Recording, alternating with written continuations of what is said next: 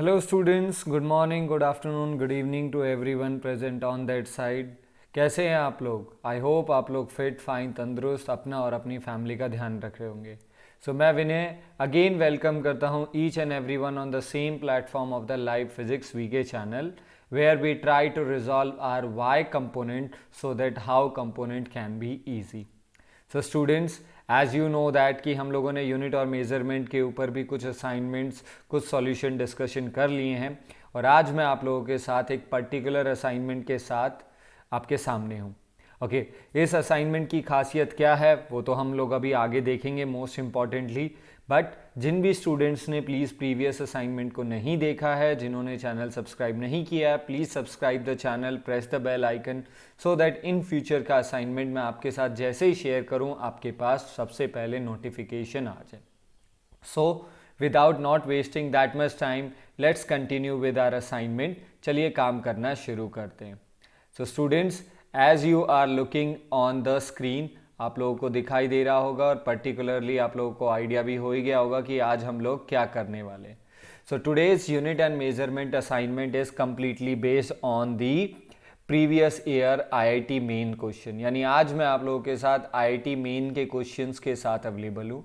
हाँ, previous assignment जो हम लोगों ने डिस्कस किया ऑन दोज असाइनमेंट हमारे पास वो चीज़ अवेलेबल था.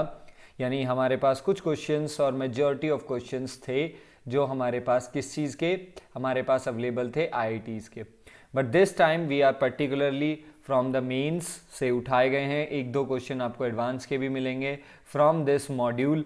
एंड इन दिस मॉड्यूल जैसे कि आप बॉटम पे देख पा रहे हैं हमारा फोकस यूनिट एंड डायमेंशन पे है.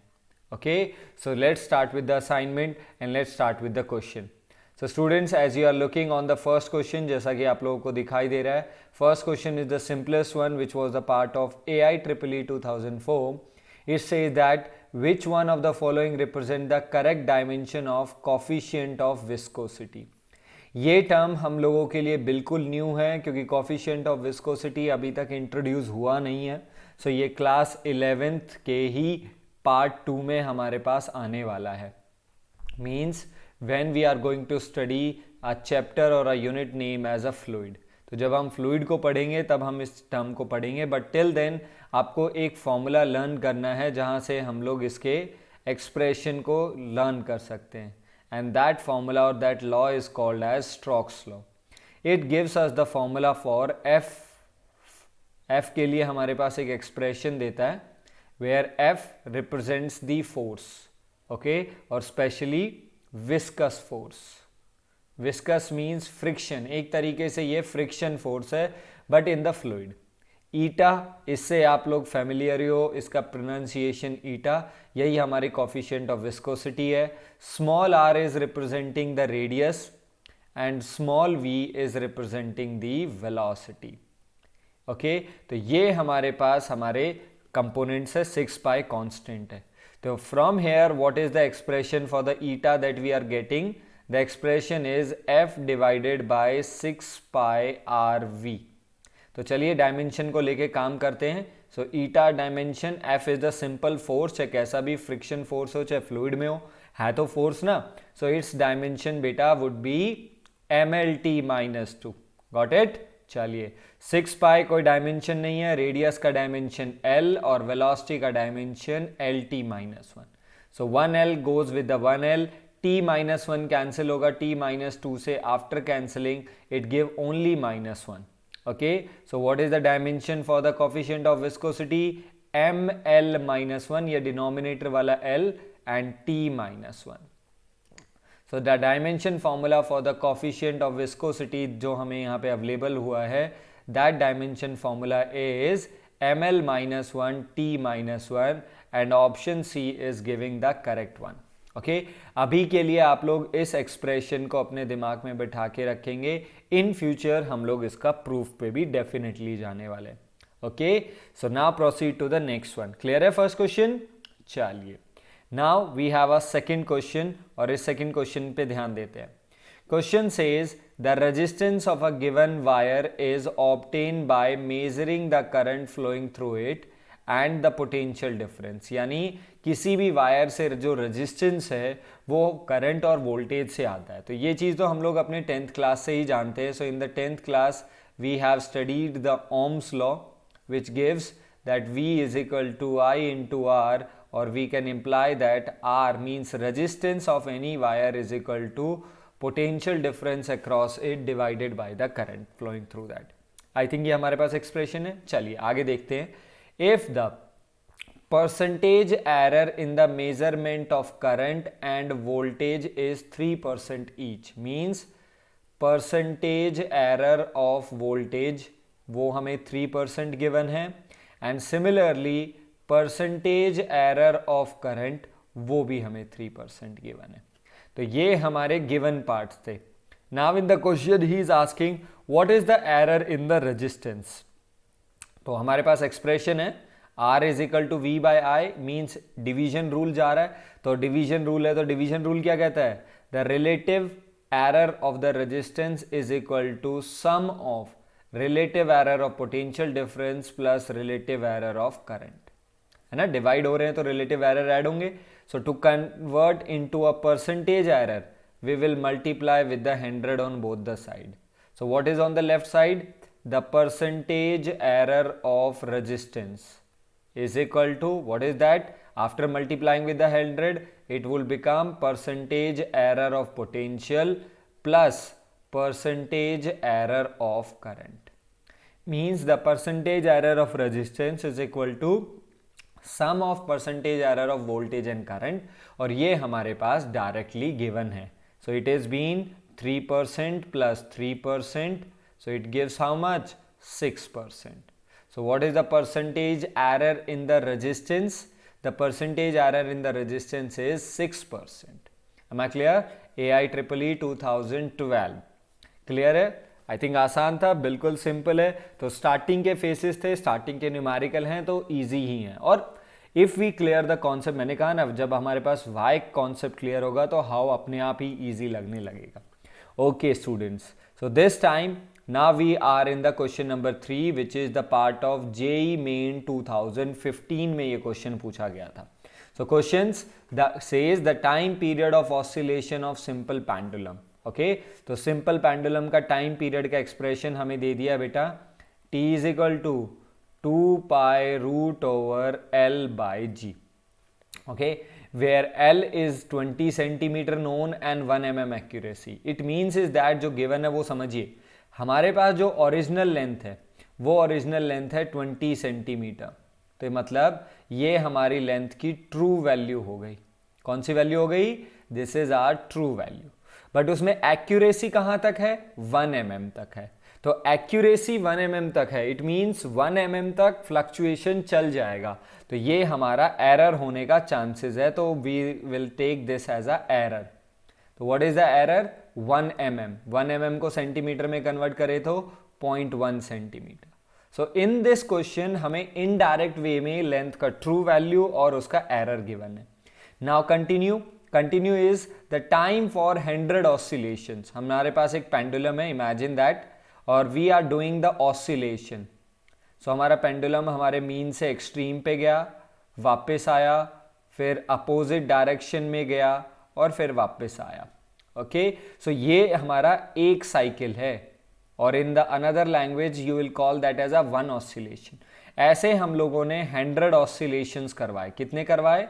100 ऑसिलेशंस करवाए, और उनका जो टाइम है इन द क्वेश्चन इज 90 सेकेंड। और हमारी जो रिस्ट वॉच का जो रेजोल्यूशन है, जो मतलब रेजोल्यूशन मतलब जो एक्यूरेसी है, वो 1 सेकेंड तक है मिनिमम। तो इसका मतलब हमारा true value of time 90 second, यानी हमें 90 सेकेंड लगते हैं हमारे इस एक्सपेरिमेंट को पढ़ने के लिए। तो उस 90 सेकेंड में हमारे पास ये है, और रेजोल्यूशन जो है वो 1 सेकेंड तक का है। तो ये हमारे लिए एरर हो गया। Okay, so by this manner हमें लेंथ और टाइम का ट्रू वैल्यू भी मालूम है और उसका एरर भी। Now the question is asking determine for the error और the accuracy in the G, but percentage में है। तो परसेंटेज में है, इसका मतलब percentage error of the G चाहिए। तो उसके लिए सबसे पहले जी का फॉर्मूला बनाना पड़ेगा। तो t is equal to 2 pi root over L by g. Okay, L का सिंबल वैसे ही ले लेते हैं जैसे क्वेश्चन में गिवन है। So if I do the square on both the side, it would become 4 pi square L by G. So what is the G expression? G would be 4 pi square L by T square. चलिए अब G का percentage error चाहिए, तो delta G by g, 4 pi में तो कुछ नहीं है 4 पाई स्क्वायर में, so delta L by L plus T यानी हमारा जो टाइम पीरियड है वो हमारे डिवाइड में है, बट अलॉन्ग विद दैट उसके साथ एक पावर भी है, तो पावर का भी रूल लगेगा और डिवीजन रूल भी लगेगा. ओके तो चलिए डेल्टा G बाई जी को निकाल लेते हैं, वो भी परसेंटेज की फॉर्म में.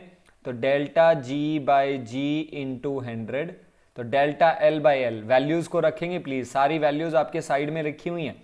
It would B 0.1 by 20 centimetre into 100 plus, okay time period भी बेटा हमें गिवन है. सो what is the time period जो हमारे पास गिवन है यहाँ पे? The time period which one is given is 2 into delta T is 1 second by 90 into 100. Done है? तो चलिए एक बार इसको सॉल्व कर लेते हैं. So the percentage error of G, solve कीजिए इसे.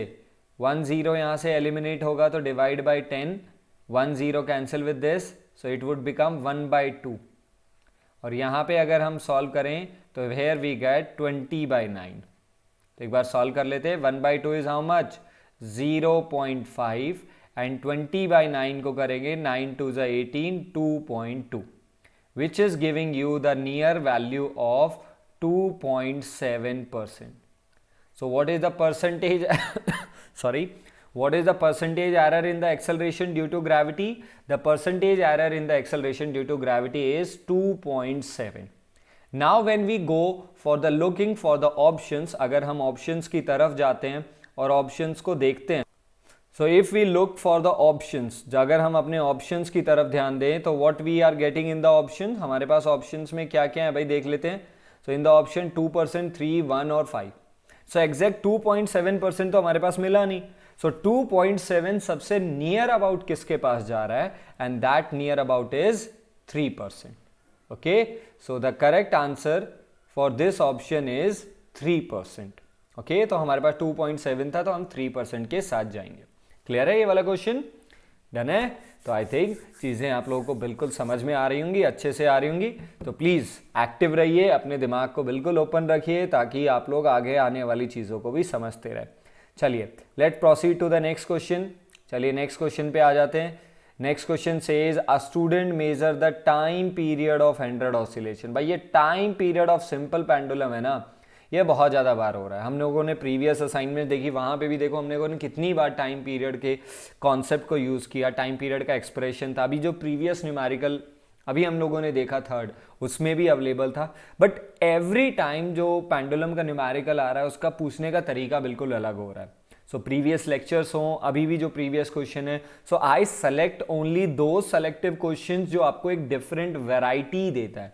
ओके तो डिफरेंट ईयर में है, और जैसा कि देखा जाए तो ये जेई मेन 2016 में है, लास्ट ईयर 15 था, ये 16 में. सो ही सेज अ स्टूडेंट है, एक स्टूडेंट है, he was performing a time period of simple pendulum 100 oscillation. वो भी कितना बार? 4 टाइम्स उसने परफॉर्म किया. ओके चारों बार उन्होंने जो 100 ऑसिलेशन का जो डाटा था वो कुछ ऐसा मिला. फर्स्ट में 90 सेकेंड, सेकेंड में 91, 95 और 92. Okay so minimum division 1 second, कम से कम 1 सेकेंड मेजर कर सकता है. सो हमें अब उसका मीन टाइम क्या होगा, मतलब जो एक रिप्रेजेंटेशन है टाइम का वो कैसे, मतलब उसका ट्रू वैल्यू क्या होगा, उसमें एरर कितना जा सकता है. So we have to find out that part. तो चलिए एक बार देखना शुरू करते हैं. तो हमारे पास ऑब्जर्वेशंस क्या क्या हैं भाई, चलिए देखते हैं. ऑब्जर्वेशंस में 7 ऑब्जर्वेशंस है हमारे पास. सो ऑब्जर्वेशंस आर, हेल्प कीजिए, what are the observations? 90 second, 91 second, 95 second and 92 seconds. Okay, चलिए तो इन ऑब्जर्वेशंस की true value, so what would be the true value? True value would be equal to the mean of all the observation. Clear है? तो चलिए इनका mean निकालते हैं. तो टाइम पीरियड का मीन टी बार, तो चलिए इनका मीन निकालने में हेल्प करो. 90 plus 91 plus 95 plus 92 and there are 4 observations, so divide by 2, divide by 4 sorry.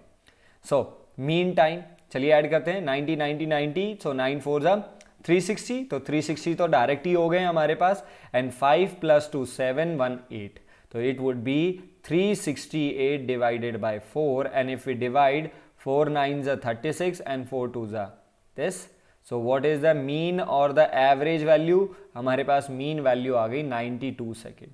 और अगर हम अपने हर ऑप्शन को देखें, if you look for the option A B C D, in all the options the mean value is 92, यानी सब में है। तो मेन जो प्रॉब्लम है या फिर मेन जो सिलेक्शन करने में हेल्प करेगा वो हमें एरर करेगा। तो अब एरर निकालते हैं। सो एरर 4 ऑब्जर्वेशन है, तो ईच का एब्सोल्यूट एरर निकालेंगे, है ना, ये सिखा रखा है मैंने आप लोगों को। Absolute error means individual error. So the error in the first one is equal to true value minus first observation, okay, और दोनों मोड में जाने चाहिए, मोड में चलना चाहिए एरर। तो true value was 92, first observation हमारी 90 है, तो हमारा एरर आ गया 2। सेकेंड एरर मैं डायरेक्ट लिख रहा हूं, true value 92, second observation is 91, दिख रही है आप लोगों को please, so error would be 1 second. In the third observation true value is 92, observation is 95, error is 3, mod है तो बेटा पॉजिटिव में। And in the fourth one 92, observation भी 92 ही है, तो there is no error in the fourth data.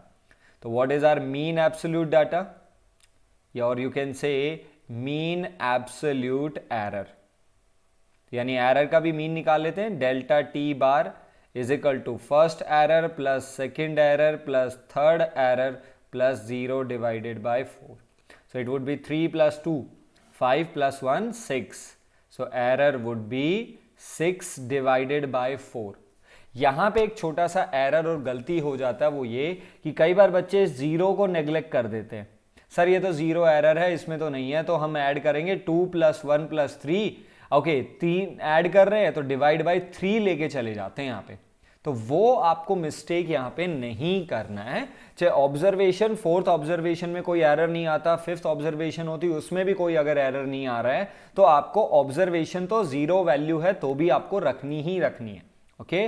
तो 6/4 it would be 3/2, so the delta T means the average absolute error और the mean absolute error is 1.5, okay. तो हमारा true value 92 second, हमारा error कितना आया था 1.5, तो ये हमारा ट्रू है, ये हमारा एरर है। तो रिप्रेजेंट कैसे करेंगे, 92 second plus minus 1.5, this is how the 4 data और the 4 observation taken by the student को हम रिप्रेजेंट करेंगे।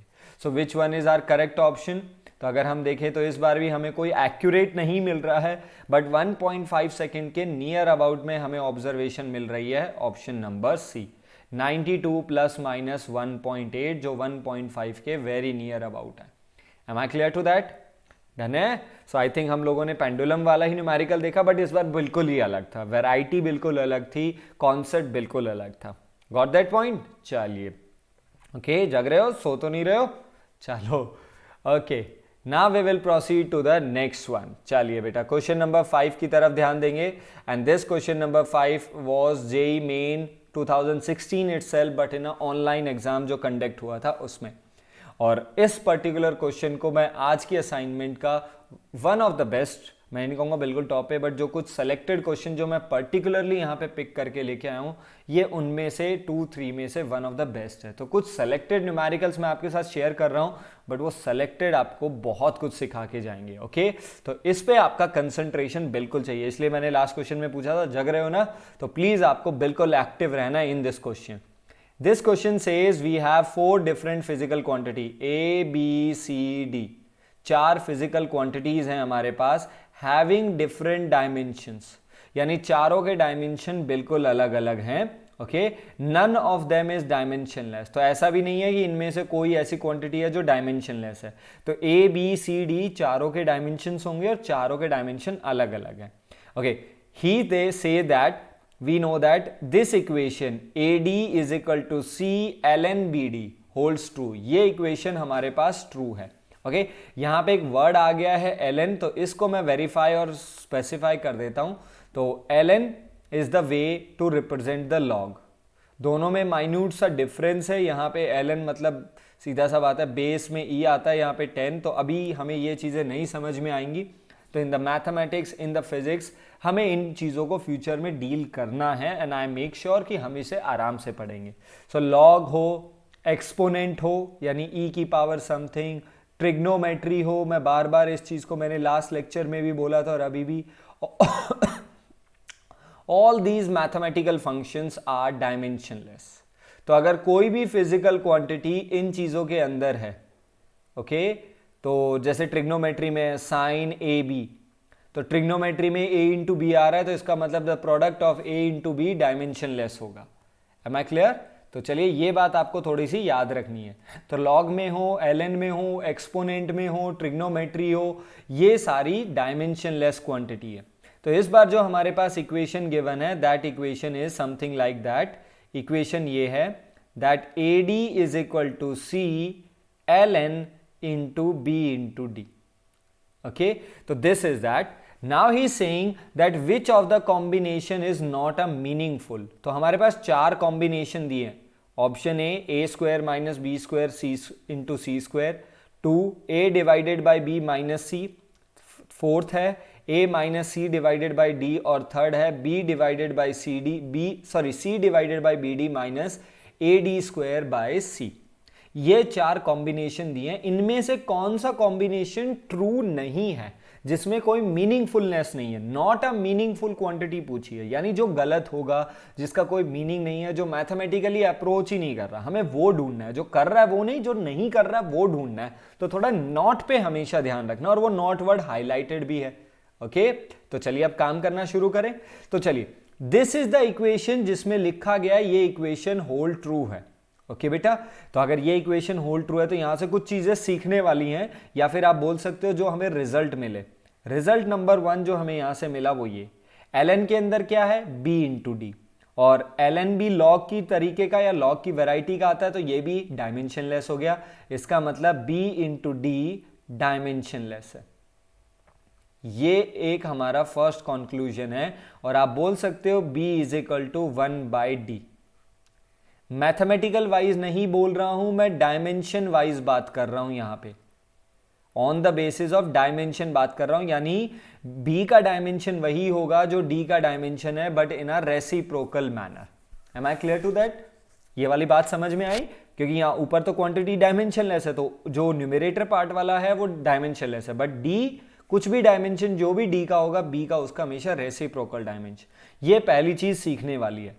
सेकेंड थिंग जो हमें यहां से सीखने को मिलेगा वो ये, दिस ln टर्म, ये जो ln वाला टर्म है ये तो डायमेंशनलेस है, तो हमारे पास राइट साइड में एक ही टर्म बच गई c, और लेफ्ट साइड में है a इंटू डी, और दोनों इक्वल हैं, और ये होल ट्रू है, ये साफ लिखा हुआ है। इसका मतलब the dimension of a into d must be equal to dimension of c, या फिर आप कंक्लूड कर सकते हो that the dimension of a is equal to what, a का डायमेंशन क्या होने वाला है, a का the a dimension would be what, it is the c divided by d, means whatever be the dimension of c and d, a का dimension वही होगा। मैं फिर से वही बात कर रहा हूं, ये कोई मैथमेटिकल फॉर्मूला नहीं बना रहा हूं। कोई सोचे sir a is equal to c by d कैसे हो गया, a is equal to c by d नहीं है, but we are talking on the behalf of dimension. I think आप मेरा पॉइंट समझ पा रहे हैं। डायमेंशनली हम बात कर रहे हैं कि यूनिट वाइज या डायमेंशन वाइज ये कैसे काम करेगा। क्लियर है? तो दीज आर द 2 ब्रैकेट में ये जो 2 टर्म लिखी गई हैं, ये हमारे कंक्लूजन्स हैं। तो in the basis of these 2 conclusion चलिए आइडेंटिफाई करते हैं, और सिंस हमें ये आइडेंटिफाई करना है कि कौन सा ट्रू नहीं है, सो इट मींस आपको चारों पे एक एक करके वर्क करना पड़ेगा। तो चलिए फर्स्ट क्वांटिटी पे वर्क करते हैं। First quantity is a square negative b square c square. ये हमारा फर्स्ट टर्म है, और क्या ये मीनिंगफुल क्वांटिटी है या नहीं है वो चेकआउट करना है। तो मीनिंगफुल का मतलब क्या हुआ, देखो भाई, a स्क्वायर और b स्क्वायर सी स्क्वायर ये दोनों सब्ट्रैक्ट हो रहे हैं, और ये चीज मैंने आपके साथ वेरियस टाइम डिस्कस की है that in mathematics addition and subtraction कब पॉसिबल है, they are only possible if they have same dimension. तो ये तभी पॉसिबल होगा, यानी it is meaningful if the a square का डायमेंशन और b स्क्वायर सी स्क्वायर का डायमेंशन सेम हो। तो चलिए हम यहां से बी स्क्वायर सी स्क्वायर पे काम करना शुरू करते हैं। किस पे काम कर रहा हूं प्लीज ध्यान से देखेंगे। I am going to work on b square c square. इसके डायमेंशन को देख रहा हूं, डायमेंशन को। तो देखो बी का डायमेंशन क्या है भाई, बी का डायमेंशन है 1/d। तो बी स्क्वायर क्या हो जाएगा 1/d स्क्वायर। डायमेंशन वाइज मैं फिर से रिपीट कर रहा हूं, मैं डायमेंशन वाइज टॉक कर रहा हूं। ओके, सी का डायमेंशन क्या है, तो हम लोग यहां से देख सकते हैं सी का dimension is a into D. Okay, ये लिखा हुआ है हमारे पास यहाँ पे कॉर्नर पे। तो सी का स्क्वायर करेंगे तो a square d square, d square dimension cancel with the d square. So b square c square is dimensionally equal to a square. मैं बात कर रहा हूं फिर से वही dimensionally. So dimensionally b square c square का डायमेंशन वही होगा जो ए स्क्वायर का है। और अगर इन दोनों का डायमेंशन सेम है तो इसका मतलब ये सबट्रैक्शन पॉसिबल है। इसका मतलब दिस इक्वेशन इज मीनिंगफुल, ये मीनिंगफुल होगा। ओके, तो हमसे क्या पूछा गया है, विच वन इज नॉट मीनिंगफुल, ये पूछा गया है। तो यानी ऑप्शन 1 तो मीनिंगफुल है, तो ऑप्शन 1 तो हमारे रिजल्ट में नहीं हो सकता। तो ऑप्शन ए में 1 दे रखा है तो ये नहीं हो सकता, ऑप्शन डी में 1 दे रखा है ये भी नहीं हो सकता, यानी 1 तो मीनिंगफुल था। तो यानी एक मीनिंगफुल निकालने से आपने 2 रिजल्ट तो एलिमिनेट कर दिए। Am I clear? चलिए अब सेकंड वाले को चेकआउट करें एवरीवन। जैसे हम लोगों ने फर्स्ट को स्टडी किया ऐसे ही सेकंड को मीनिंगफुल चेक करते हैं, वेदर इट इज मीनिंगफुल और not. So what is second, a divided by b minus C. अब हमें इसे इसकी मीनिंगफुलनेस चेक करनी है। तो फिर वही वाली बात, अगर ये मीनिंगफुल होना चाहिए तो इसका मतलब सब्ट्रैक्शन तभी पॉसिबल है जब डायमेंशन सेम हो, लेफ्ट का और इसका। तो हम a बाई बी पे काम करते हैं इस बार। तो a बाई बी का डायमेंशन क्या होगा, तो a का डायमेंशन हमारे पास है c divided by D. a का डायमेंशन ये रहा ना, c डिवाइडेड बाई डी। और डिनोमिनेटर में क्या है b, और b का डायमेंशन है 1 डिवाइडेड बाई d, तो d विल गो अप। ये स्टेप समझ में आया सबको? मैं फिर से बात बोल रहा हूं, मैं डायमेंशनली काम कर रहा हूं यहां पे। Okay, so dimension of d cancel with the dimension of d। और अगर ये डायमेंशन, ओके पॉइंट गेट हो रहा है आप लोगों को, पॉइंट मिल रहा होगा ना, that dimension of d cancel with the dimension of d। Okay, तो हमारे पास यहां पे क्या बच गया, that a by B is equal to C. Not mathematical wise, कैसे वाइज बोलेंगे, डायमेंशन वाइज। तो डायमेंशनली a बाई बी का डायमेंशन वही है जो c का डायमेंशन है, यानी a by B dimension is equal to dimension of c। भाई ये दोनों भी इक्वल मिल गए, और अगर इन दोनों का डायमेंशन इक्वल है तो आई थिंक सब्ट्रैक्शन पॉसिबल है। तो ये मीनिंगफुल हुआ कि नहीं हुआ? यस सर, ये तो मीनिंगफुल हो गया। ओके, हुआ कि नहीं हुआ? ये तो मीनिंगफुल है बेटा, ठीक है, तो मीनिंगफुल हुआ, यानी सेकंड बी हमारा मीनिंगफुल है। और हमें चाहिए नॉट मीनिंगफुल, तो नॉट मीनिंगफुल में सेकंड नहीं हो सकता। तो सेकंड ऑप्शन, फर्स्ट तो पहले ही कैंसिल हो चुका है, बी में है, तो इसका मतलब बी भी एलिमिनेट हो गया। तो वैसे तो देखा जाए तो अब हमारे पास केवल एक ही ऑप्शन बच गया, ऑप्शन सी ही बच गया। तो आई थिंक वही हमारा करेक्ट होना चाहिए। बट उसके लिए हम एक बार वेरीफाई अगर आप करना चाहते हैं so we can go with verify. तो चलिए एक बार वेरीफाई करके देख लेते हैं, वेरीफाई करें। तो चलिए फॉर दैट वेरिफिकेशन एक बार थोड़ी सी नेक्स्ट शीट पे चलते हैं, वहां पे जाके अपना वेरिफिकेशन करेंगे बेटा। तो एक बार अपने क्वेश्चन को ले लेते हैं। So we have this question, okay, now we have to verify कि हमारा जो थर्ड है वो मीनिंगफुल है या नहीं है। बट उससे पहले एक चीज, आई थिंक हमें आंसर पहले ही पता चल चुका है कि हमारे पास क्या होने वाला है, क्योंकि अगर हम एलिमिनेशन वाइज देखें तो फर्स्ट गायब हो चुका है क्योंकि फर्स्ट मीनिंगफुल था, तो ये मीनिंगफुल है। सेकंड भी मीनिंगफुल है, तो फर्स्ट नहीं हो सकता, फर्स्ट के ऑप्शन 2 में है, सेकंड नहीं हो सकता, तो ये भी नहीं हो सकता। तो अब हमारे पास केवल थर्ड वाला बच गया। तो थर्ड की मीनिंगफुलनेस चेक करते हैं। तो थर्ड में क्या है बेटा, c divided by B D negative A D square by C. यानी हमारा जो लेफ्ट साइड है ये हमारा लेफ्ट साइड है, ये हमारा राइट साइड मान लेते हैं। इन दोनों का डायमेंशन सेम होना चाहिए। अगर सेम आते हैं तो आई थिंक सब्ट्रैक्शन पॉसिबल है, तो डायमेंशन मीनिंगफुल हुआ, अदरवाइज नहीं। तो चलिए एक बार इसको देखते हैं, c divided by B D. तो C का डायमेंशन क्या था भाई, याद कीजिए आप लोग, the dimension of C was, अगर मैं आपको स्विच करके वापस से लेके जाता हूं, C का डायमेंशन A इंटू डी था और B का डायमेंशन 1/d था, याद रखेंगे। तो C's dimension is A into D और B को B ही रहने देते हैं, 1d कैंसिल, यानी हमारे लेफ्ट साइड का डायमेंशन A/B के इक्वल है। ओके चाहे तो आप A का डायमेंशन वापस से लिख सकते हो, A का डायमेंशन क्या होगा, C/d होगा, B का डायमेंशन 1/d होगा, और we can also conclude that left side का जो डायमेंशन है वो न्यूमेरिकली C के बराबर। आप चाहे तो कैसे भी रिप्लेस, आप B को यहीं पे रिप्लेस कर दो, वो आपकी चॉइस है। ओके अब राइट साइड वाली टर्म को देखते हैं, AD² तो यहां पे अगर देखें तो A का डायमेंशन क्या है, द A डायमेंशन इज, क्या होता है A का डायमेंशन, C/d, और C मेरे पास ऑलरेडी पहले से डिनोमिनेटर में है और यहां पे मेरे पास d² है, तो C cancel with the C and 1d cancel with the d, और यहां पे आया d। It means is that, जो चीज अब हमें यहां पे सीखने को या फिर हमारे पास रिजल्ट आया वो ये, that this term has a dimension equivalent to C, और इस वाली टर्म का जो डायमेंशन है वो इक्विवेलेंट टू D है। It mean both the terms are not dimensionally equal, क्योंकि देखो साफ साफ पहले ही बोल दिया गया है ABCD 4 फिजिकल क्वांटिटी हैं, चारों के डायमेंशन अलग अलग हैं और कोई भी डायमेंशनलेस नहीं है। तो अगर ऐसा है तो C और D का डायमेंशन सेम नहीं होगा, और C और D का डायमेंशन अगर सेम नहीं है तो इसका मतलब ये नॉट मीनिंगफुल है। जो चीज हमें चाहिए, यही चीज तो हमें चाहिए थी, हमें यही तो चाहिए था कि नॉट मीनिंगफुल कौन सा है, तो नॉट मीनिंगफुल में हमारे पास थर्ड आ गया, तो I think option C match कर रहा है। ऐसे ही हमें फोर्थ को और क्रॉस चेक करना है, तो ये क्रॉस चेकिंग आप अपनी तरफ से भी कर सकते हैं। आपको चेक करना है वेदर A/C/D डायमेंशनलेस है, सॉरी डायमेंशनली करेक्ट है या नहीं है, या फिर मीनिंगफुल है। तो डिवाइड में क्या है, D आप अलग कर दो, A/D माइनस C/D। अब ये चेक कर लो कि क्या ये डायमेंशनली सही है या नहीं है।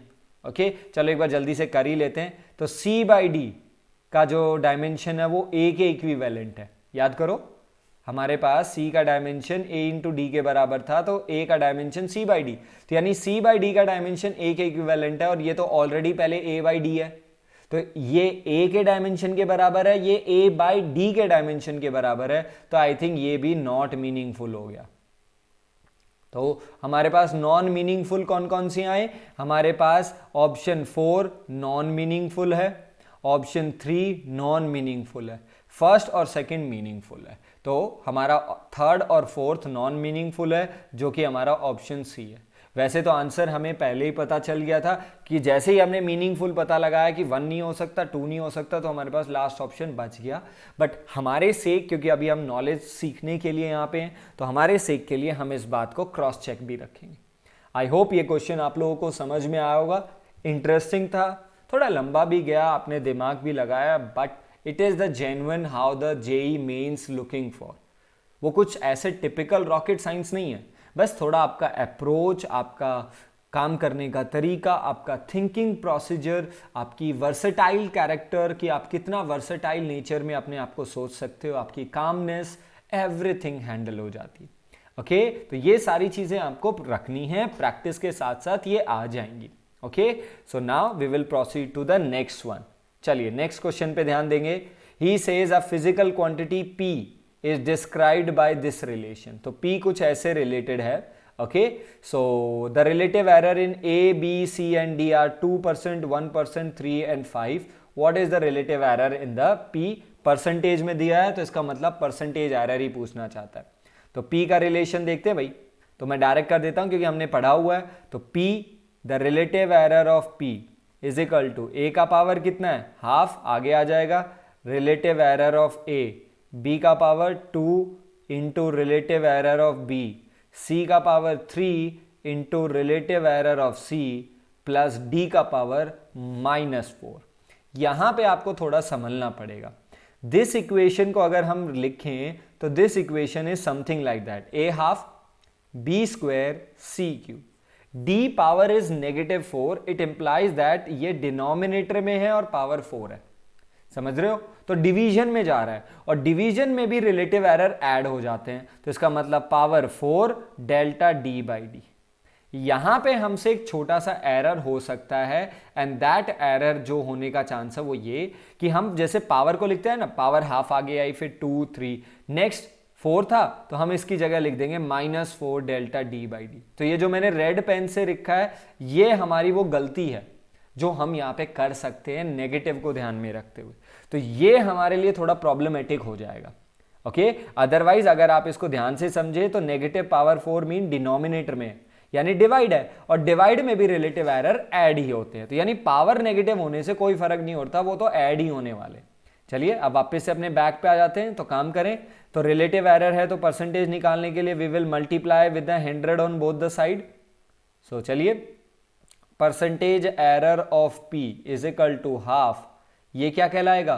परसेंटेज एरर ऑफ A 100 से मल्टीप्लाई करने के बाद जो कि हमारे क्वेश्चन में कितना है 2 plus 2, this would called as percentage error of B which is 1%, 3 this would call as percentage error in C, आप क्वेश्चन में देखते रहेंगे, it is 3% plus 4 percentage error of D which is 5%। So if we solve that तो हमारे पास कितना आएगा 1 plus 2 plus 9 plus 20, और कितना आया हमारे पास 20 plus 9 29 plus 2 31 plus 1 32%। So what is the percentage error in the P?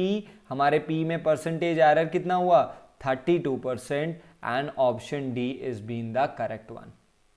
Okay, तो आई थिंक ये चीजें आप लोगों को बिल्कुल क्लियर हो गई हैं, डन है ना? चलिए तो अब आ जाते हैं इस पे। हाँ, एक चीज before going to the first, ये जो मैंने रेड पेन से लिखा था ये जो गलती हो सकती है, आप देखो ये गलती हमें यहाँ पे हमारा कहते हैं ना आसान सी भाषा में, ये हमारा यहाँ पे बैंड बजा सकती है, हमें यहाँ पे फंसा सकती है। वो ये, अगर हम इसे सबट्रैक्ट ले लेते हैं तो ये 5 × 4 जो 20 गया वो माइनस में चला जाता है और बाकी चीज पॉजिटिव में, तो हमारा एरर कैसा दिखता 1 प्लस 2 प्लस 9 माइनस 20। अगर ये माइनस में लिया जाता तो, और फिर ये जाता 9 to 11 1 12 माइनस 20, यानी एरर आया -8%। अब आपने देखा -8 तो चलो यार यहाँ पे कोई नहीं है, बट फिर भी अगर आपने ये मिस्टेक किया है तो आप अपने ऑप्शन को 8 में देखने की कोशिश करेंगे मैग्नीट्यूडली, और अगर आप इसे मैग्नीट्यूडली देखने की कोशिश करेंगे तो अब आपका आंसर बदल जाएगा और शायद आप माइट भी बी ऑप्शन के साथ चले जाएं।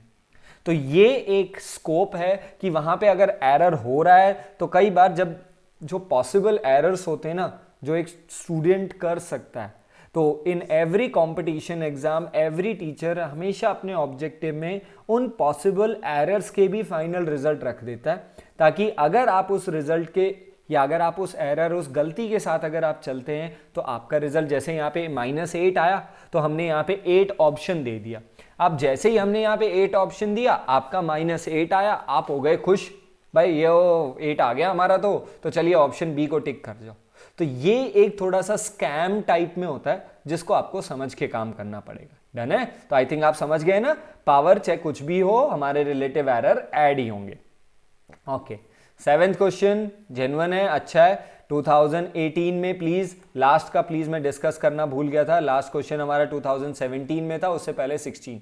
तो आई थिंक हमारी ईयर की सीरीज चल रही है बेटा, तो आई थिंक सब इस बात को समझ पा रहे होंगे, ईयर का सीरीज चल रहा है 15 16 17 और अब हम 18 में आ चुके हैं। He says the relative error for the surface area of sphere is alpha. तो एरिया का जो रिलेटिव एरर है वो हमें अल्फा दे रखा है, किसके लिए? स्फीयर के लिए। Now he is asking what is the relative error in the volume. Volume का रिलेटिव एरर बताइए भाई। तो एरिया का दे रखा सॉरी, वॉल्यूम का पूछा, तो एरिया से वॉल्यूम, तो उसके लिए हमें रेडियस पे जाना पड़ेगा। तो everyone, for the sphere the formula for area is 4πr²। तो अगर हम इसका रिलेटिव एरर निकालें तो relative error of area is equal to 4π में तो कोई एरर होगा नहीं, रेडियस में हो सकता है 2 times of relative error of radius. अब रिलेटिव एरर ऑफ एरिया कितना गिवन है? अल्फा, तो alpha is equal to 2 times of radius error, और radius error is equal to 2 divided by alpha. तो हमें रेडियस का रिलेटिव एरर मिल चुका है बेटा। ओके तो चलिए वॉल्यूम पे काम करें. तो what is the expression for the volume? Volume for the sphere is 4/3 pi R cube. तो वॉल्यूम का रिलेटिव एरर 4/3 पाई, इसमें तो कोई एरर नहीं है, आर क्यूब में पावर आगे रिलेटिव एरर ऑफ रेडियस. और what was the relative error of radius? The relative error of radius is 2/अल्फा. डन है, समझ गए बात को? तो relative error of radius is my mistake, अल्फा/2. Sorry, it has been alpha/2. So what is the relative error of radius? Alpha/2. So what is the relative error in the volume? 3/2 times of alpha. Am I clear to that? So the relative error in the volume is 3/2 times of the alpha. Is there any option जो आपको मिल रहा है? Yes, option number C के साथ. Done है? Got that point? I think easy था, but this was part 2018. Done है बेटा? Okay, now we are approaching for the 8 question number 8, और जो आपके लिए फिर से एक बहुत अच्छा और जेन्युइन क्वेश्चन है. हाँ, क्वेश्चन के टर्म्स, क्वेश्चन में कुछ चीज़ें ऐसी लगेंगी जो शायद आप लोगों ने अभी तक नहीं देखी हैं, तो उन चीज़ों पे I will help you out. But as for the dimension concept, I think आप डायमेंशन वाली टर्म्स को समझ जाएंगे. ठीक है, तो चलिए स्टार्ट करते हैं. He says the character distance at which the quantum gravitation effect are significant.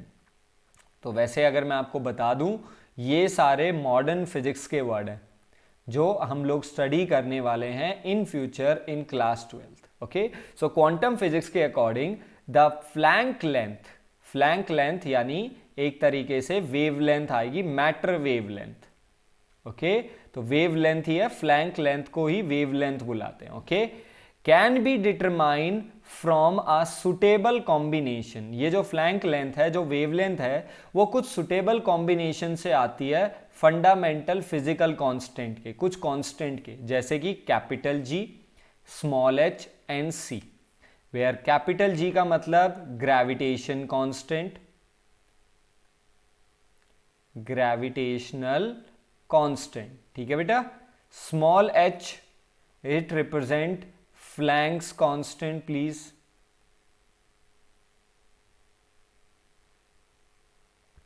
Okay, and C represents speed of light in air or in vacuum or in a free space. तो ये 3 constant पे depend करता है wavelength. Okay, तो अब हमें flank length के लिए एक एक्सप्रेशन बनाना है. तो एक्सप्रेशन बनाने के लिए हमारे पास तरीका बिल्कुल सिंपल वैसा ही है जैसा हम लोग अपने डायमेंशन की एप्लीकेशन पे करते हैं, बट उसके लिए we need the dimension. So I will help you in the dimension. तो जैसे फर्स्टली लेंथ है, तो फ्लैंक्स वेवलेंथ या फ्लैंक्स लेंथ, तो एक तरीके से वेवलेंथ ही है, तो वेवलेंथ का डायमेंशन तो बेटा L हो गया. चलिए ग्रेविटेशन का लगाते हैं. तो F is equal to G m1m2/r². तो हमारे लिए यहां से G का फॉर्मूला क्या बन जाएगा? Fr²/m1m2. फोर्स का डायमेंशन में हेल्प करेंगे, mlt-2, रेडियस का L² divided by m into m. 1m cancel with the 1m, तो ग्रेविटेशन में क्या बन गया हमारे पास? m-1 L3t-2. Am I clear? So this is being the dimension formula for gravitation. मैंने यहाँ पे आपकी हेल्प इसलिए की है ताकि आप ये समझ जाएं कि ये एक्सप्रेशन कहाँ से आया, हमें रटना ना पड़े. So m-1 L3t-2. This is being the dimension for gravitation constant. Okay? Then Planck's constant. ये फॉर्मूला आया है E equal to H mu, where mu represent frequency. Okay, तो यहां से H का expression E by frequency. E represents energy. E क्या represent कर रहा है? एनर्जी को कर रहा है, और एनर्जी का डायमेंशन बेटा देखेंगे सब ml2t-2 डिवाइडेड बाय फ्रीक्वेंसी का t-1. ओके, फ्रीक्वेंसी क्या होती है बेटा? Frequency is reciprocal of time period. तो यहां से t-1, तो H का डायमेंशन क्या बनेगा? ml2, और ये t-1 ऊपर जाएगा तो इसके साथ कैंसिल होके खाली t-1. तो फ्लैंक्स कांस्टेंट का डायमेंशन हमारे पास क्या बना? ml2t-1. Okay, last is the speed of light. तो स्पीड का डायमेंशन तो हम जानते ही हैं, it is just only L T minus. Okay, तो अभी तो हमने इन सब के क्या बनाए हैं, डायमेंशंस बनाए हैं। तो अगर आपको ये लर्न रहते हैं और जैसे जैसे हम लोग आगे प्रैक्टिस करते जाएंगे, आप जितने हैबिचुअल होते जाओगे आपको डायमेंशंस याद हो जाएंगे। बट अभी हमारा स्टार्ट स्टेज था, हम कुछ क्वेश्चन देख रहे हैं, तो डायमेंशंस को लेके हम लोगों ने इस चीज़ पे ध्यान दे लिया। ओके, तो चलिए अब काम करते हैं। तो for that we have to shift to the next slide. हमें अपने नेक्स्ट स्लाइड पे जाना पड़ेगा, एक ब्लैंक स्लाइड पे। बट उसके से पहले वी नीड, हम इन डायमेंशंस को पिक करके लेके चलते हैं। तो चलिए, ये मेरे डायमेंशंस हैं जिनको मैं आपके साथ पिक करते हुए आगे लेके जाऊंगा। ठीक है, तो I am selecting all those जिनकी हमें आगे ज़रूरत पड़ने वाली है। ठीक है, ओके। सो नेक्स्ट स्लाइड जो हमारे पास अवेलेबल है, चलिए ठीक है। तो ये हमारे वो डायमेंशंस हो गए जिनकी हमें ज़रूरत पड़ने वाली है। ओके, तो इनको आप लोग याद रखेंगे, इनको आप अपने दिमाग में बिठा के रखेंगे। ठीक है, तो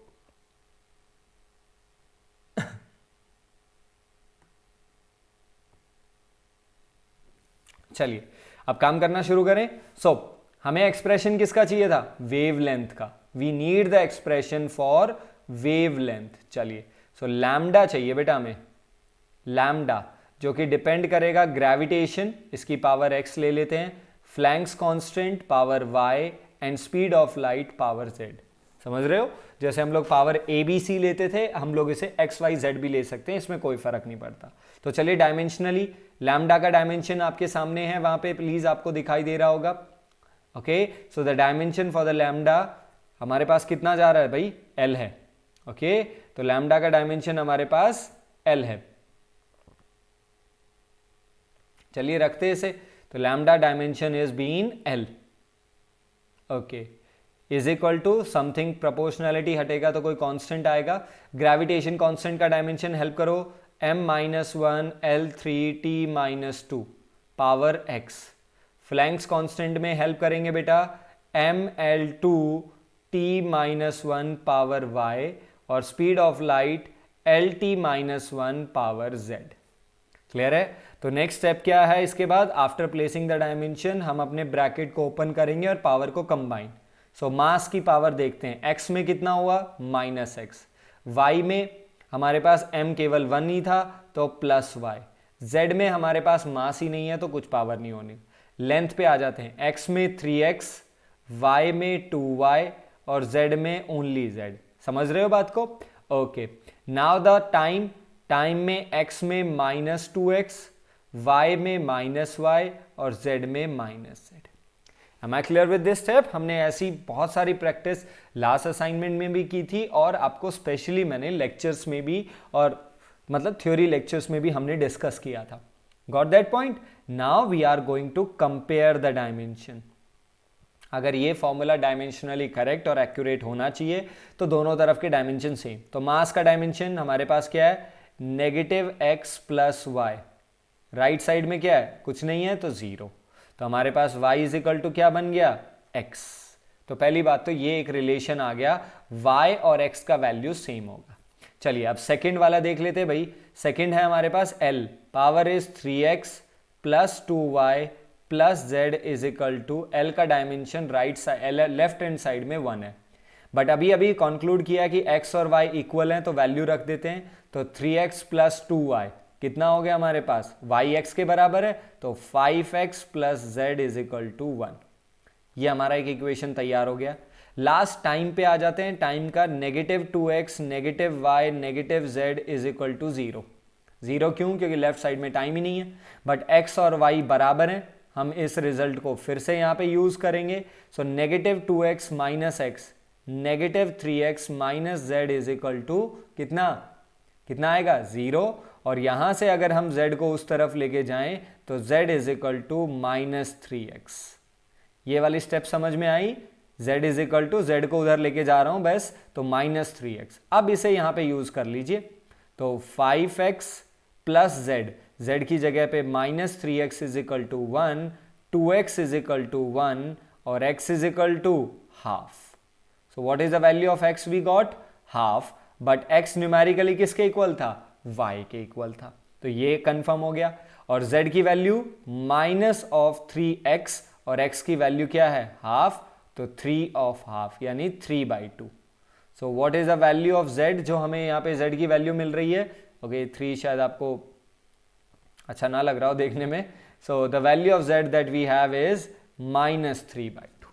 सो बाय दिस मैनर हम लोगों ने x, y और z की वैल्यू निकाल ली है, ठीक है, याद रखेंगे x and y are half and z is equal to -3/2।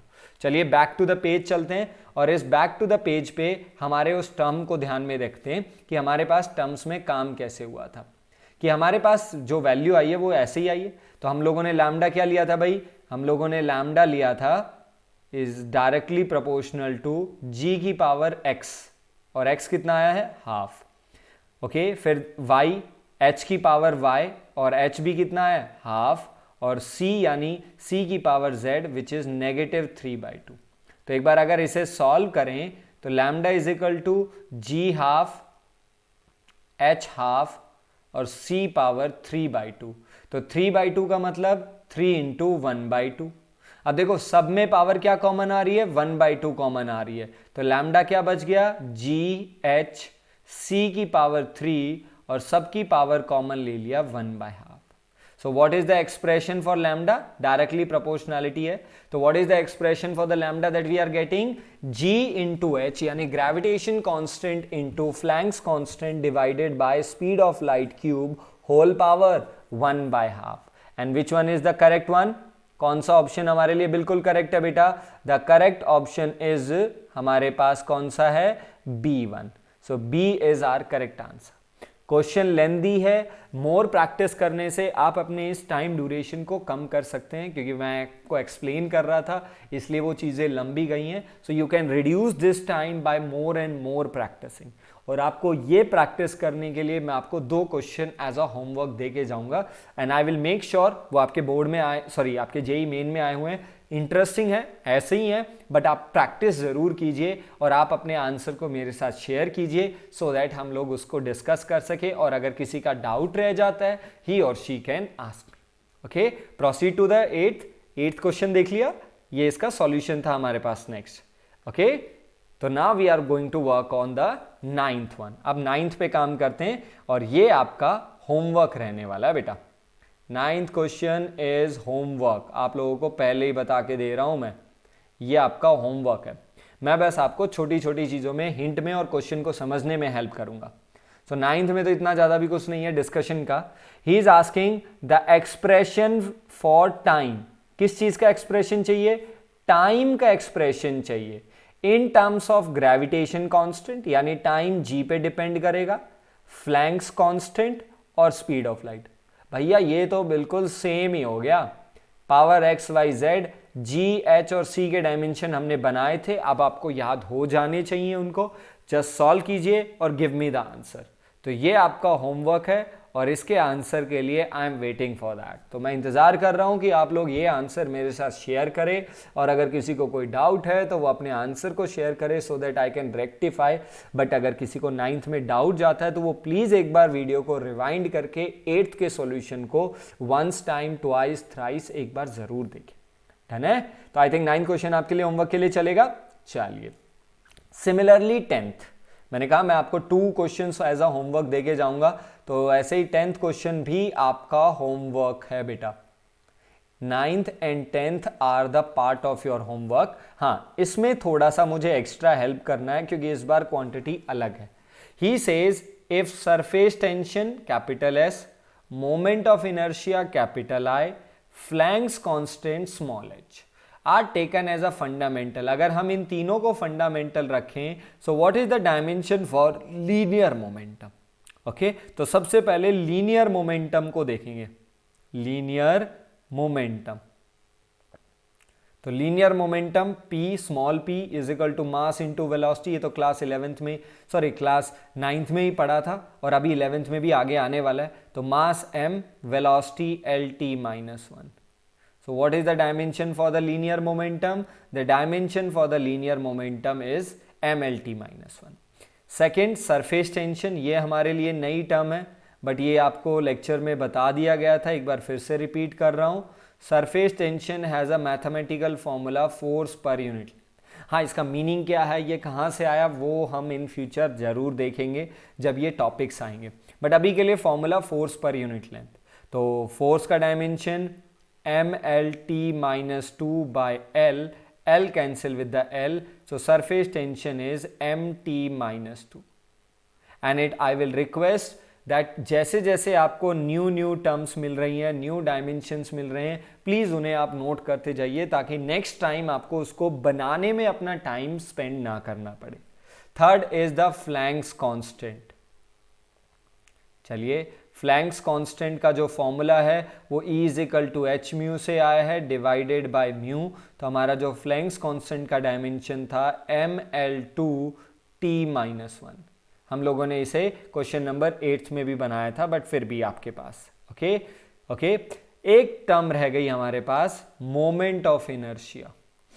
ये हमारे पार्ट 1 में, यानी हमारा जो 11th का फर्स्ट सेक्शन जो अभी हम कंटिन्यू कर रहे हैं पार्ट 1, इसी में ही हमें लास्ट में इसे डील करना पड़ेगा in the chapter named as system of particle and rotational motion. तो हम वहां पे इसे डील जरूर करेंगे, उसकी आप टेंशन मत लीजिए। But the journal formula for the moment of inertia is mr²। m stands for the mass and r stands for, अभी के लिए आप उसे रेडियस मान सकते हैं। वैसे तो moment of inertia different shape की बॉडी के लिए डिफरेंट होता है, बट एक जर्नल एक्सप्रेशन यही है। ओके, तो मोमेंट ऑफ इनर्शिया, मास का डायमेंशन m, रेडियस है l का स्क्वायर l2। तो ये 4 डायमेंशंस मैंने आपको प्रोवाइड करवा दिए। ओके, तो डायमेंशंस आपके पास प्रोवाइडेड है। तो हमें एक्सप्रेशन किसका चाहिए, we need the expression for what, हमें एक्सप्रेशन चाहिए किसका बेटा, हमें एक्सप्रेशन चाहिए लीनियर मोमेंटम का। किसकी टर्म में, we need linear momentum in terms of surface tension, in terms of Planck's constant and in terms of moment of inertia। यानी small p is directly proportional to surface tension, power कुछ ले लो, ABC ले लो, XYZ ले लो, आपका मर्जी, Planck's constant power b, moment of inertia power c। आप किसी भी टर्म को आगे पीछे लिख सकते हो, आप मोमेंट ऑफ इनर्शिया की पावर b ले लो, h की पावर c, आपका रिजोल्यूशन या आपका आंसर उसके अकॉर्डिंग आ जाएगा। तो आई थिंक अब आप इसे सॉल्व कर सकते हो, तो ये भी आपके लिए होमवर्क है। तो मैंने इसमें आपको केवल डायमेंशन में हेल्प की है, मोमेंट ऑफ इनर्शिया और सरफेस टेंशन। ये 2 ऐसे डायमेंशंस हैं जो फ्यूचर अपकमिंग फिजिकल क्वांटिटीज के हैं। फ्लैंक्स कांस्टेंट तो मैं डिस्कस कर ही चुका हूं, और लीनियर मोमेंटम तो हमारे लिए एक आसान टर्म होती है। डन है। तो क्वेश्चन नंबर 9 एंड 10 ये दोनों क्वेश्चंस आपके होमवर्क हैं जो आप लोग बिल्कुल मुझे कंप्लीट करके देंगे। डन है। चलिए, नाउ द क्वेश्चन नंबर 11 पे लुकआउट करते हैं, what the question number 11 is giving. और थोड़ा आइडिया देखने के बाद, देखते ही आपको पता चल रहा होगा, ये भी वापस 2018 में, हमारा जो प्रीवियस क्वेश्चन था वो 2019 ओके, उससे पहले हमारे पास ये वाला क्वेश्चन नंबर 8 18 में था। ठीक है, 9 19 है, 10 19 है, 11 भी हमारा 18 का है। तो एक्सप्रेशन हमें सिंपल गिवन है बेटा, that a is equal to P cube Q square root over R S. तो चलिए इसको जल्दी से ओपन कर लेते हैं। अब तो हमें प्रैक्टिस हो ही चुकी है इस टाइप की वैरायटी के क्वेश्चन को करने की।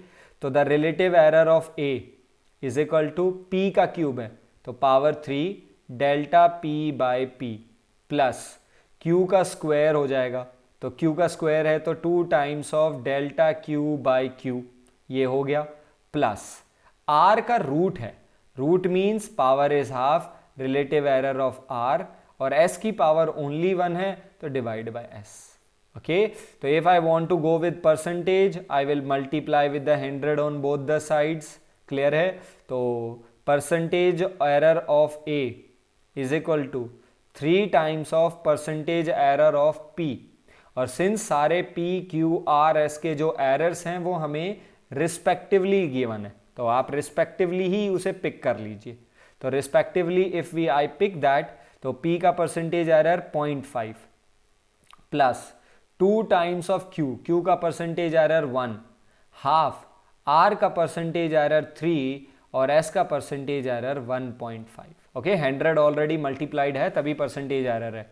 Okay, so it would be 1.5 plus 2 plus 3 by 2 are 1.5 plus 1.5. तो 1.5 plus 1.5, 3 plus 1.5, 4.5 plus 2, it would be 6.5%. So what is the percentage error of A in the given physical quantity? The percentage error is being 6.5, which is our option number D. Done है। तो 2018 में तो हमने अपनी series 2015 से शुरू की थी, वैसे कुछ AI EEE के भी किए थे, बट 15, 16, 17, 18 और 19 तक हम लोग जा चुके हैं। Am I clear? Now today's last and the final question जो मुझे आप लोगों के साथ शेयर करना है, जिसके बारे में मुझे आपसे डिस्कस करना है। फाइनली 2019 में था, एडवांस 2004 में था और JEE मेन 2021 में। इस साल जो फैब में एग्जाम हुए थे, फरवरी में आपके जो सीनियर 21 में, उसमें भी ये एक क्वेश्चन था। तो अब आप सीरीज देख रहे हैं 15, 16, 17, 18, 19, 2020 में भी था, तो वो इस बार मैंने पिक नहीं किया क्योंकि लेंदी हो जाता, तो कोई प्रॉब्लम नहीं। 21 it means in that every year, हर साल एक क्वेश्चन डायमेंशन से आपके पास है ही, चाहे वो एरर का हो चाहे वो डायमेंशन का हो। यानी यूनिट एंड मेजरमेंट श्योरली 99% एक क्वेश्चन पक्का आपके JEE मेंस में रखेगा ही रखेगा। अब आपको JEE मेंस में कैरी करने हैं 25 क्वेश्चंस, तो 25 में से एक क्वेश्चन तो आपका श्योरली हो गया भाई। मैं क्लियर है? तो भाई हमारा एक क्वेश्चन तो 100% हमने कर लिया। हमने लेक्चर देख लिया, हमने 2 असाइनमेंट कर लिए और आज भी कर लिए, तो आपको इसी वैरायटी के मिल जाएंगे। तो चलिए काम करते हैं। क्वेश्चन में इस बार इक्वेशन थोड़ा सा ट्विस्टेड है, दैट्स व्हाई मैंने इसे रखा है। He says that work done is been equal to alpha beta square exponent की power -x² by alpha kt। Okay, where k stands for Boltzmann constant, ये हमें बता दिया गया है, तो ये कांस्टेंट फिर वही आगे आएगा। T स्टैंड्स फॉर टेम्परेचर, और एक चीज नहीं लिखी हुई है जो मैं यहां पे लिख देता हूं, X stands for distance.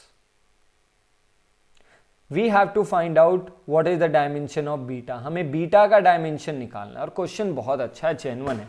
Okay, हाँ 2020 या फिर उससे पहले क्या वैरायटी में चेंज आया वो मैं बाद में बता दूंगा आप लोगों को, बट अभी इस पे करते हैं। तो ये इक्वेशन हमें गिवन है, तो इक्वेशन से हमें क्या सीखने को मिला वो देखो। एक्सपोनेंट है and this is everything inside the exponent. तो लॉग, एक्सपोनेंट, ट्रिग्नोमेट्री, ये सारी कैसी क्वांटिटी होती हैं? ये सारी डायमेंशनलेस होती हैं। कैसी होती हैं? डायमेंशनलेस। तो इसका मतलब ये कंक्लूजन आया, this x² by alpha kt would be dimensionless. ये कैसी क्वांटिटी होगी? डायमेंशनलेस क्वांटिटी होगी। तो यहां से अल्फा क्या आएगा? x² by kt, not numerical wise. Numerically alpha इस चीज के बराबर नहीं है, डायमेंशनली ये इस चीज के बराबर होगा। यानी अल्फा का डायमेंशन x² बाय kt के डायमेंशन के बराबर होना चाहिए, तभी जब दोनों को सॉल्व करेंगे तो होल टर्म डायमेंशनलेस आएगी। ठीक है, तो चलिए x तो डिस्टेंस है, बट ये kt आपके लिए कंफ्यूजन है। तो इसके लिए मैं अब आपको एक फॉर्मूला दे रहा हूं अभी के लिए, जिसको हम डेफिनेटली प्रूव करेंगे। और जिन बातों को मैं प्रूव करने के लिए कह रहा हूं, तो इन द फिजिक्स हम लोग हर चीज को प्रूव जरूर करेंगे, बट अभी के लिए आई विल सजेस्ट आप एक बार लर्न कर लें। And this formula is for kinetic energy of gas molecules. उनकी एवरेज काइनेटिक एनर्जी है गैस मॉलिक्यूल्स की। This is been given by 3/2 kT। Okay, specially मैं बात कर रहा हूं डाई एटॉमिक गैस की। कैसी गैस की बेटा? डाई एटॉमिक गैस, जैसे कि हमारा ऑक्सीजन, नाइट्रोजन, हाइड्रोजन, जो डबल एटम की गैसेस होती हैं, उन गैस की बात कर रहा हूं। ओके, तो ये हमारा फॉर्मूला है। तो इसका मतलब 3/2 तो कांस्टेंट हो गया, तो यहां क्या बच गया? kT। दिस k मतलब बोल्ट्जमैन कांस्टेंट और T मतलब टेम्परेचर। तो इस कांस्टेंट इनटू टेम्परेचर का जो प्रोडक्ट है वो डायमेंशनली काइनेटिक एनर्जी के बराबर, यानी kT का डायमेंशन वही होगा जो काइनेटिक एनर्जी का होगा, क्योंकि 3/2 का तो है नहीं, और काइनेटिक एनर्जी का डायमेंशन ml2T-2। ये आपको पिक करना पड़ेगा, और ये बहुत इंपॉर्टेंट नोट है जो आपके लिए काम आएगा ही आएगा, बहुत बार काम आने वाला है। ओके तो यहां से हम अपना अल्फा का डायमेंशन बना सकते हैं, बना ले।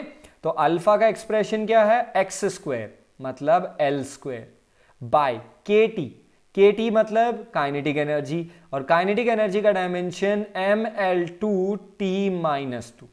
ओके तो L2 goes with the L2, तो अल्फा का डायमेंशन बना m minus one T to.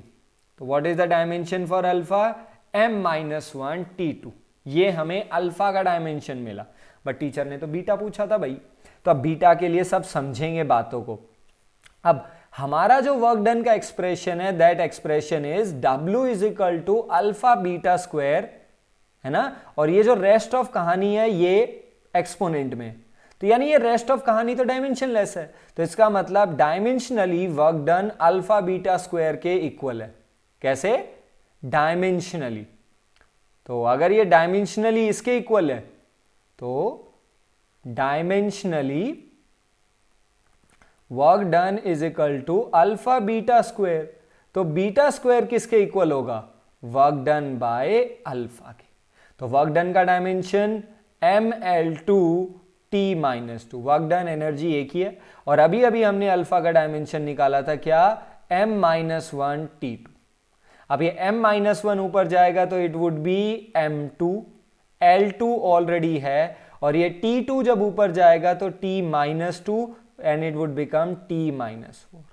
So this is the dimension for beta square. तो बीटा का क्या होगा बेटा, स्क्वायर रूट करे तो m power 1 L1 T minus two. तो what is the dimension formula for the beta जो हमें यहां पे सॉल्व करने के बाद मिला, the dimension formula for the beta मैं यहां पे मेंशन कर देता हूं, यहां पे लिख देता हूं, जो हमारे पास लास्ट पेज पे आया, बीटा का dimension mlt minus two. Okay तो चलिए सर्च आउट करते हैं, इज देयर एनी डायमेंशन या एनी ऑप्शन जो हमें ये दे रहा हो, mlt minus two is option one. So option 1 is being the correct answer for this type of variety of question or is question का। Am I clear to that?